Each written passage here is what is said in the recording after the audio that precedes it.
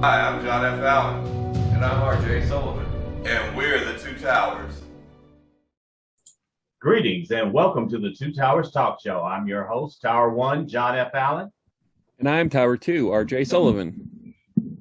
Today we have a very, very super special guest on our show today. We have Angela Jackson Brown, who is a writer, poet, and playwright. Her work has appeared in various literary journals, and her debut novel, Drinking from a Bitter Cup, was published by We Do Publishing in 2014. Angela's short play, Flossie Bailey Takes, was part of the Indiana's bicentennial celebration at the Indiana Repertory Theater in Indianapolis, Indiana in 2016. And also during that year, she wrote and directed her play, Anna's Wings, during the 2016 Diva Fest at the Indy Fringe in Indianapolis, Indiana. And her play, It Is Well, appeared at the Indy Fringe and Muncie Civic Theater. Recently, the play she co-wrote with BSU graduate Aisha Thomas debuted at Onyx Fest and the Indy Fringe Festival in Indianapolis. In 2018, her musical, Dear Bobby, will be spotlighted at Onyx Fest in Indianapolis. So, without further ado, I want to welcome this extraordinary talent to our show. Greetings, Angela, and welcome to the Two Towers Talk Show. Hello, I'm so happy to be here.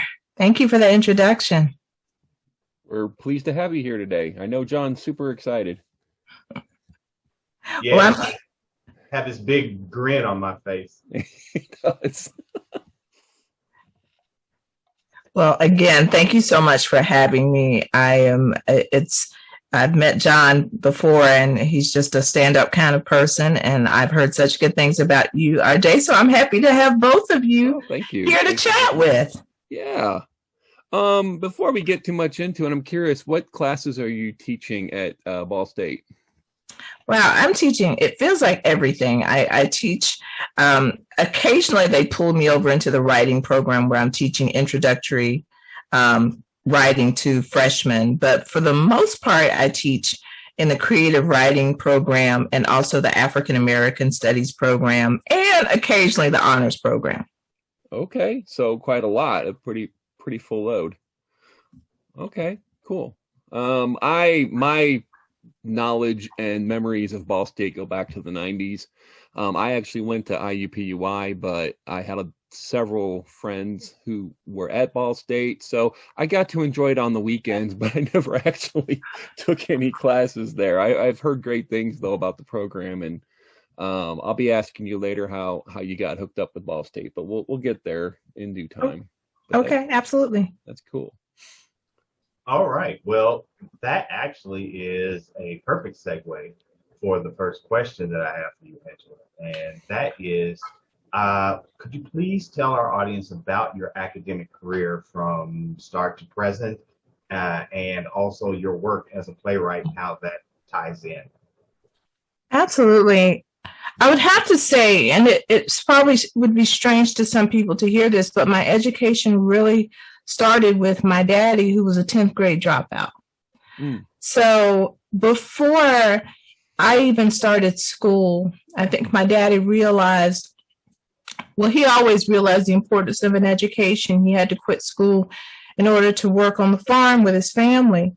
But when I came along, I think he realized just not only how important education was, but how much of a deficit he had, and how without support of other people, he wasn't going to be able to get me where I needed to get. So from an early start, my house was filled with books, filled with notebooks and crayons and papers, and writing and reading was encouraged from the very beginning.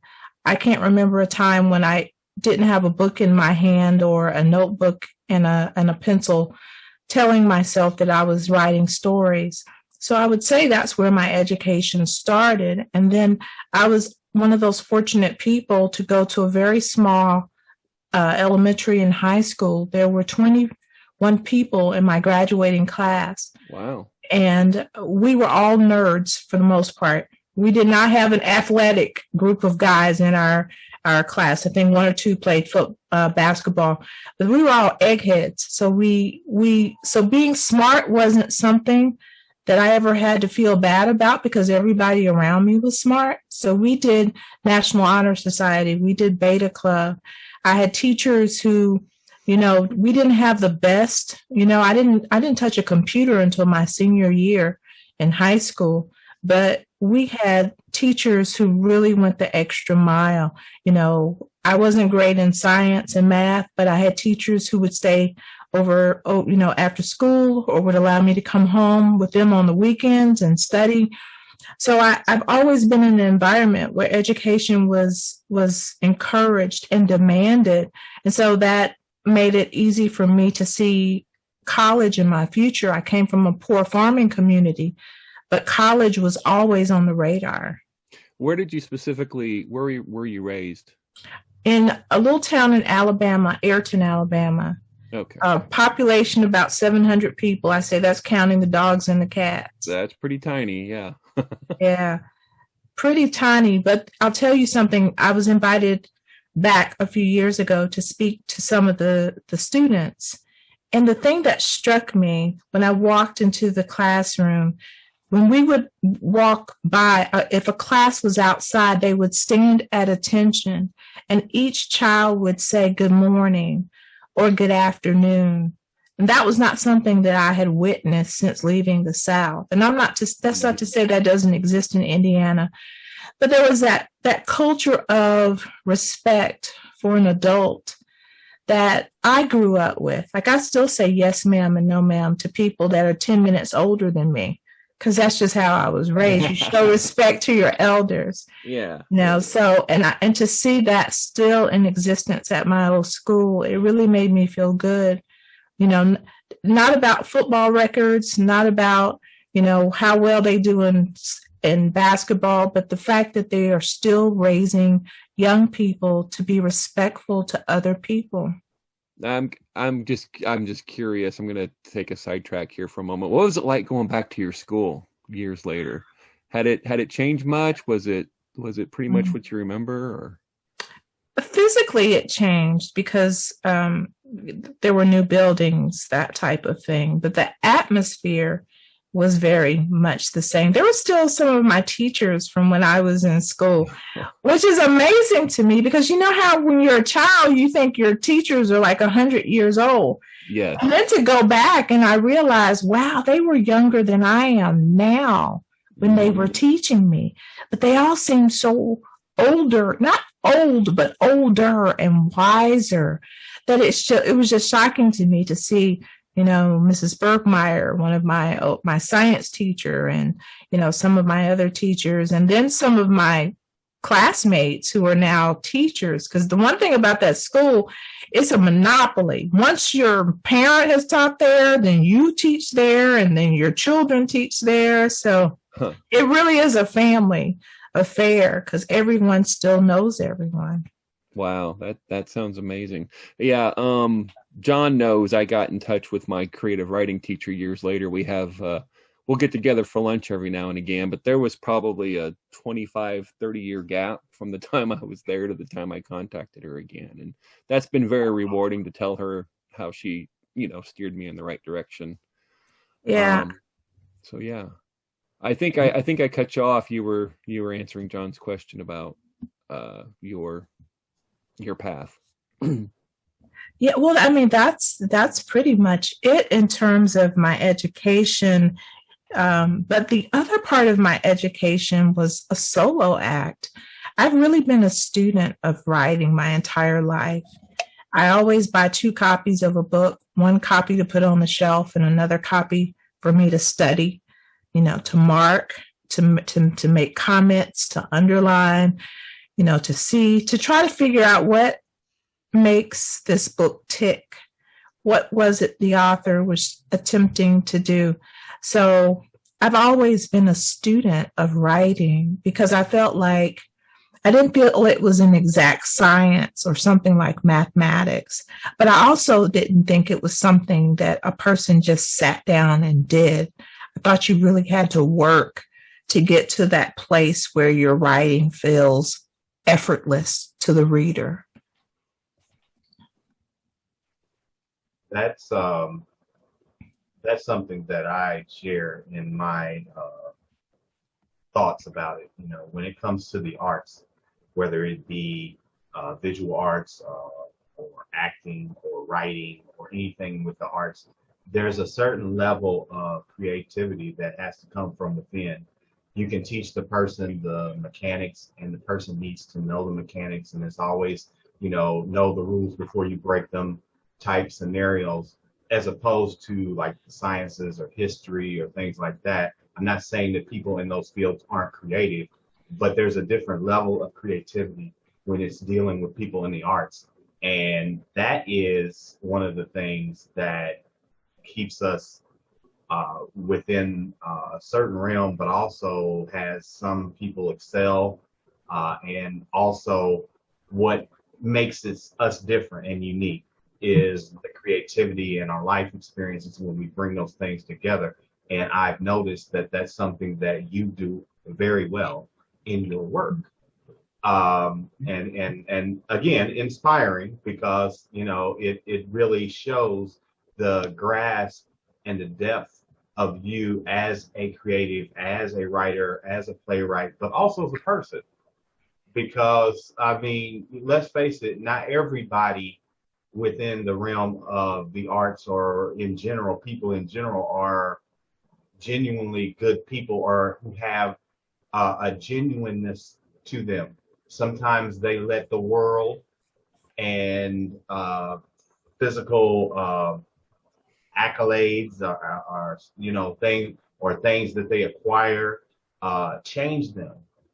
And I've noticed that as your star has been rising, you're still the same Angela I met years ago when I went to your play, and you talked to me afterwards, and I was like, wow, she really talked to me. I mean, I've been to places where people, they're, yes, hello. Anyway, I've got more important things to do than you, And I mean, and it was just this air that some of these folks have, like they're so much superior because they've reached a certain level of accomplishment. But you are very grounded. I mean, when I see you, hi John, how you doing? I feel like you actually care, like you like me, and that's something when you see people and you got that genuine warmth. It goes a long way to connecting with your audience, whether it be your readers or viewers or your listeners or whatever arts that you are involved in. That goes a long way, I think. Well, that makes me feel good to hear you say that. It's just how I was raised. I was never taught to ever think that I was better than someone else. So, my dad would say things like, if you got an A on that test, then you need to help somebody else in that class to get an A next time. And that was just how he raised me. It was never, he would always praise me for the things that I did, but he was far more interested in how I was behaving as a person. I can remember a young boy that I went to school with, and some other kids were picking on him, and I laughed. I didn't say anything specifically, but I laughed along with the group. And I told my dad everything. So I went home and I was telling him, you won't believe what happened at school. And I'm thinking he's just going to start laughing, because it wasn't that anyone called the child anything so terrible in my mind. I just thought Daddy's going to see the humor in this. And he said, tomorrow you're going to go back and you're going to apologize to that young man, because you don't know what your laughter may have done to him. And I thought my daddy was silly, but I went back the next day and I told the young man I was sorry. And, the boy cried. And it showed me in that moment that something that seems insignificant to you can mean everything to someone else. And so, I've been in places where, I'm tired. I just want to go home. But if someone is kind enough to come to me and say, I enjoyed your play or I read your book, I'm going to find the energy and I'm going to say thank you, if nothing else. Because they didn't have to read my book. You didn't ever have to come to a single one of my plays, but you took time out of your schedule. So I can't be nice to you? Like, nah, my daddy would come back and find me. He said, "Well, girl, what happened to you? I've only been gone for a little while, and this is the woman you've become." Oh, did your father live long enough to see some of your success? Oh. It depends on what you mean by that. Okay, so here I go. What does success mean? Did he live to see me become the woman he wanted me to become? I would say yes. Now, did he ever see me publish a book or put on a play? No, he never got to see those moments. But I do believe he was there and is there. I claim that to be true until something in the universe tells me different. Right. But so, yeah, in one way he has been here all along, but no, he didn't get to see the physical manifestations of those efforts. Well, he sounds like a great guy. Sounds like someone that I would have enjoyed knowing. So hats off to him. Yeah. So what was the path from Georgia to Indianapolis to Ball State? How did that come about? Well, it was actually from Alabama. I'm sorry. That's okay. Yeah. We're all kin. Alabama, Mississippi, Georgia. We have to decide about Florida. I think the jury's still out if we're claiming Florida or if Florida's claiming us. But yeah. So I was in Alabama up until 1999, and I met my current husband. And we've been going strong ever since. So he, at the time, lived in Kentucky, Louisville, Kentucky, and we moved to Louisville. And then eventually he got a job working with the Department of Defense in Indianapolis. And ever since then, we've been in the Indiana area. Okay. So, and then you hooked up with Ball State after that? Okay. Pretty soon after that, we moved to Indianapolis in July of 2008 or 9. And then after that, a few months later, I was teaching. I started teaching at Ball State. All right. Very cool. All right. So that's how that happened. All right. Yeah. So let me interject here. When you get a chance to hear people tell their story, especially someone that you admire, and then you stop and you listen and you hear things that they say that you have in common with them, it's amazing. So when you were talking about your father, certain aspects of what you said remind me of my father.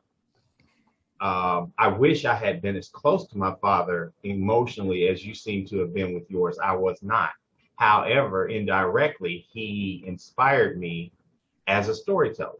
And my father also dropped out of high school to work. He was born in 28, so he's from that generation, and he worked for the Postal Service as a carrier up until he was in his early 60s. So if that gives you any indication with regards to that, he had worked a long time. He started when he was like 18, 20, something like that. So that all being said, here's how he inspired me. It wasn't through academics, obviously, or anything like that. But during his time, he listened to the radio, and there were the stories, the serials were. You had the Shadow and these pulp characters, Doc Savage and things of that nature. And he came up in that era when that's what they had, the radio. They didn't have a television. And he would tell me those stories when I was a kid. And that was so inspiring because, we had a color TV, albeit it was one of those wood grain floor models from back in the day. But we had the TV. I didn't know anything about listening to anything other than music on the radio. but that was where he came from, and that was how he expressed his storytelling and how his love of storytelling in that format. And that's what kind of helped to inspire me to tell my own stories and to tell stories based upon characters and stuff like that. So it's amazing how much you find that you have in common with people when you start to talk to them and listen to their stories. You know, John, our dads are in the same, or would have been in the same age range. My dad was born in 1921. And so he and his brothers were very much oral storytellers. I would sit out, underneath the pecan trees on a Saturday night, probably when I shouldn't. Well, no, I shouldn't be, but I knew how to make myself small and hide behind something so that I could hear the stories that I probably shouldn't be hearing. But they would tell these stories about, Daddy fought during World War II. And he made, along the way, friends with a lot of the Tuskegee Airmen. Tuskegee, Alabama, and where I grew up was only about 2.5 hours apart.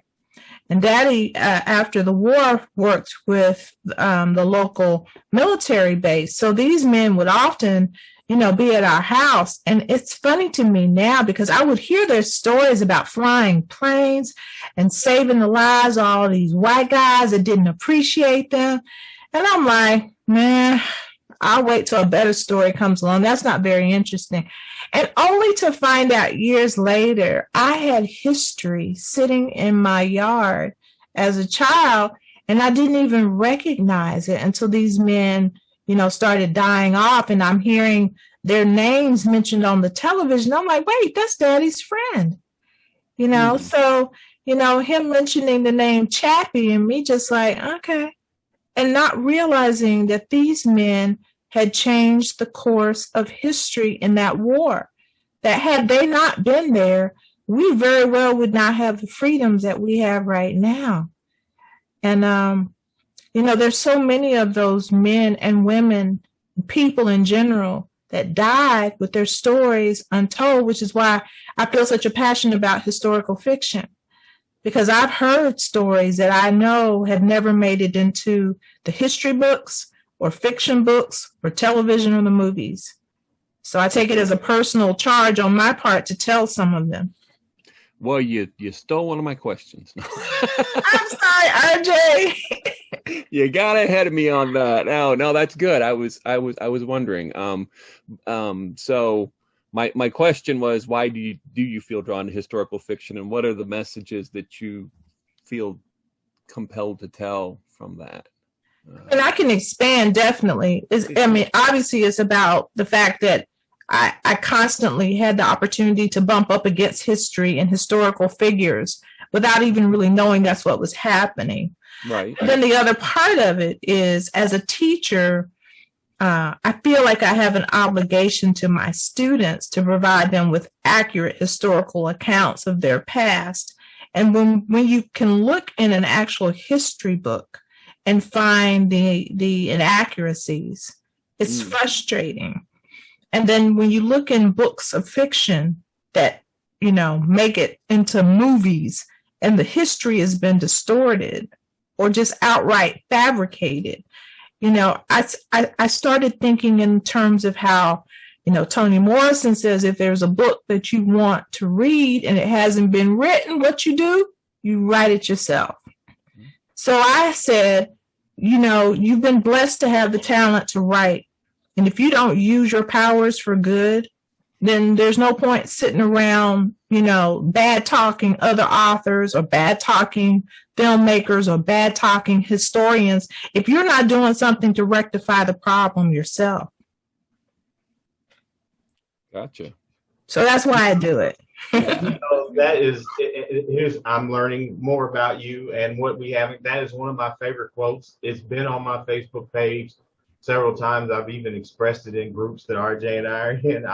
I literally said that, and I literally believe it. And that's something that stuck with me that the late great Toni Morrison said. So I'm finding out so many good things and interesting commonalities I have with you. I'm excited. John, I think we're siblings. We just didn't know this. We've been separated by years and time, but yeah, you're right. I do the same. I hear you say things and I'm like, that sounds like something my daddy would have said, or that sounds like something that I would say. So yeah, I absolutely get that. Yeah. But I think when you try to follow a path, it makes sense that you're going to bump against people on that path that have similar views and ideals, because we're moving in the same direction towards enlightenment, whatever that looks like. So I think we will find those similarities in each other and other people along the way. That's absolutely a good thing. So I wanted to talk about your poetry before we get into the novels, because this is something that I love. I love poetry and the multifacetedness that you have with poetry with regards to how it's expressed, and that as a medium of expression in and of itself is just so uplifting. And I would like for you to tell our audience about your poetry. I know you have a book titled House Repairs. Yes. So can you please tell our audience what inspired your poems for that book and your poetry writing in general, and that title, because that's an interesting title. Yes, poetry was probably what I started writing first, because, I used as my inspiration Dr. Seuss. And what did Dr. Seuss write? He wrote poetry. I mean, we can call it whatever we want, but that's exactly what it was. So that was sort of how I started creating my stories, was through poetic form. But then as time went on, poetry became a way that I dealt with some of the emotional trauma, that I experienced, particularly as a young girl. At the age of 11, I was abused by an uncle. And I strongly considered killing myself. I did not see a way out of that situation emotionally. And my adopted mother was not, she was not emotionally equipped to deal with it. And she cut off all possibility of me talking to my dad about it. He died at never knowing that had happened to me. So I had all of this pent up emotion that I didn't know what to do with. And so I just started writing poetry. Most of it I ended up burning. When you become a teenager, everything becomes overly dramatic. So I think I became, 16 or 17, and I look back at all this writing that I had done, and I went outside and created my own little bonfire and just, very dramatically threw it into the fire. But I think it was a way of purging too some of those things. I didn't know that I was pulling from, some of my African, spirituality in the terms of releasing my feelings into the air. But I think in some ways that's what I was doing. So the poetry for me always was personal. I never had any intention of publishing my poetry just because it really was that way. But then a friend of mine, Rob Gray, who I met when he and I were both teaching at a university in Alabama, he said, you really ought to do something with this group of poems that you've written. And that was back in the 90s when he said that. And I'm like, yeah, right, sure, I'll do it. And then the years just kept going. And finally, he introduced me to his publisher. And I think he may have even slipped her a poem or two. And she said, send me the book, or send me the poems, and we'll figure out how to make it a book. And that's what I did in almost 20 years, almost 30 years later. I sent her the collection of poems that I worked on. And we spent probably another 6 months editing and revising and adding new material. And I told her I saw it because I've been writing these poems since my teens up until my early 50s. I said, I really do see it in terms of how you think of a house, and I always was gravitated towards houses in the South that had grown over with, the kudzu. I was fascinated by kudzu. It was an accident how it came about being in the South. It was there to supposedly to get rid of, I think, some of the other weeds and such, and it just overtook. And it was almost like you could go by a house this week and there's the house, but then the next week you go by and it's overgrown with kudzu. And I just always thought of, my life almost being like kudzu had just overtaken me, and writing this book and publishing this book was the way of getting all of that kudzu out of there and having a house that's fully functional again. And so that's sort of how this book, House Repairs, came about. Was that the breakthrough published piece? Was that the first one for you, or were there things before then? The novel was the first big work, Drinking from a Bitter Cup. Okay. And I had published some poetry from this book and some short stories before I published Drinking from a Bitter Cup. But this was the second book that I published. Now, where were you? How did those opportunities come about? Drinking from a Bitter Cup, I just did my research. I didn't look for an agent. I didn't necessarily think, I don't know why I didn't look for an agent. I guess I didn't see myself going after a big publisher the first time. Here I am once again. I think I'm very much a control freak. I think if you ask people, they would probably describe me in that way. I didn't want too many cooks in the kitchen, if that makes sense, with my first book. I wanted to be able to own the process. I wanted to be able to have a voice. And because I had friends who published with larger publishing houses, I saw how their voices got absorbed. And I felt like once I learned this business, this industry, then when I get an agent, and then when we go after a larger publisher, I'll know the language and I can speak it fluently so that I can shut down things when my work is getting usurped by someone else.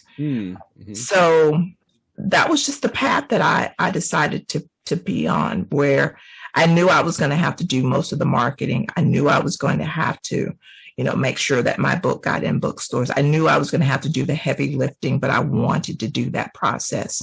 And it has made me a far more confident person now that I'm with, one of the top publishers in the country. I'm not intimidated by this process like I would have been in 2014. Okay. And was that just a blind submission slush pile, or did you have an in? Well, I did my research. I made sure I knew as much as I could about that publishing house. I had a friend who had published with them. Gotcha. And so in some ways it's just preparation. And I tell that to anyone. Blind submissions in and of themselves never work. Because blind submission means you just close your eyes and throw it out there and hope for the best. Right.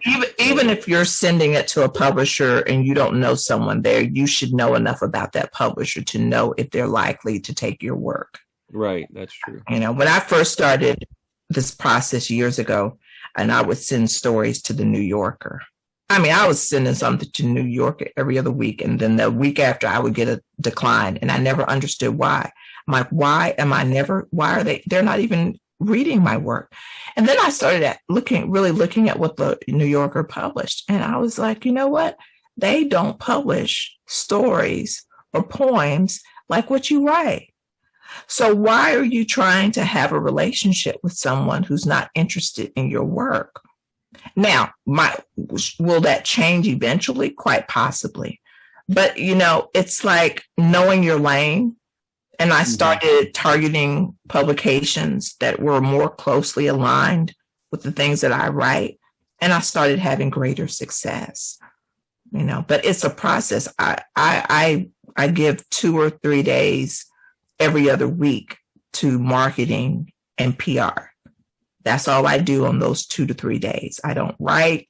I don't think about writing. I think about how do I work on the brand Angela Jackson Brown.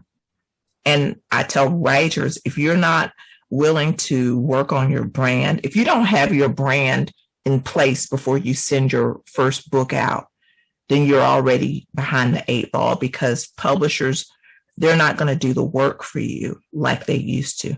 And everybody thinks they're going to get a 6 or 7-figure advance. You're probably not. Even if you go with a major publisher, you're probably not. You're not going to be able to quit your job. You're not going to be able to retire your spouse. You're going to have to do the heavy lifting. And you need to do most of that before you even go seeking an agent or seeking a publisher. At the very least, things like having a website, having Twitter followers, having Instagram followers, having a presence on Facebook, You're going toward one of my questions, so I'm just going to take it the rest of the way. I was curious with everything you do. Tell us about your time management and how you balance everything you have going on. I schedule everything. My every day is scheduled. Sunday through Saturday. I allocate every hour to something, even rest. So I know what I'm doing every single day. And I don't have a lot of free time. And I don't give myself a lot of free time, because I know I'm in the early stages of becoming the brand that I want to be. And I know that means I give up a lot. That means I give up a lot of, I don't go to parties. I don't go on vacation. I'm not hanging out with friends and relatives. I say COVID didn't have a chance with me because I wasn't seeing anyone anyway. It was just in my house working, or I was in my office working. Not much change for me either. Yeah. No, I mean, when people are going to barbecues and hanging out, I'm at home working. When people are in the faculty lounge lounging, I'm in my office working. So my work ethic is through the roof. But again, my dad was a sharecropper. I figure if that man could get up from sun up to sundown and go work on someone else's farm and produce vegetables and other things for them and benefit them, I can sit in my chair between, 8 and 10 hours a day, with some breaks in between, but I can do that, and not complain and whine about it, because I know what my end goal is. My end goal is that, 10 years from now, I'm not having to write a book every year or every 9 months, that I have that flexibility. But right now, I'm pouring into myself.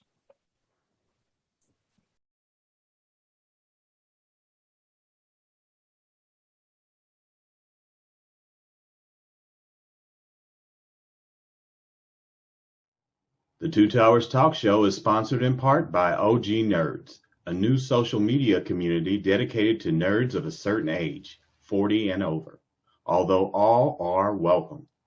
Members are encouraged to share articles and links on their favorite nerdy topics such as animation, anime, art, books, writing, comics, manga, movies, music, sports, tech, science, TV, video games, RPGs, and more. Be sure to visit them on Facebook, Twitter, and Instagram. The Two Towers Talk Show is sponsored in part by Showtime Cinema in Mooresville, Indiana. Their friendly staff is always willing to go the extra mile to make your movie-going experience an enjoyable and memorable one. Enjoy the comfort of their new cushioned seating in their spacious auditoriums, and while you're there, be sure to stop by the concession stand and purchase some popcorn where real butter topping is an option. They're located at 300 South Bridge Street in Mooresville, Indiana. We hope to see you at the movies.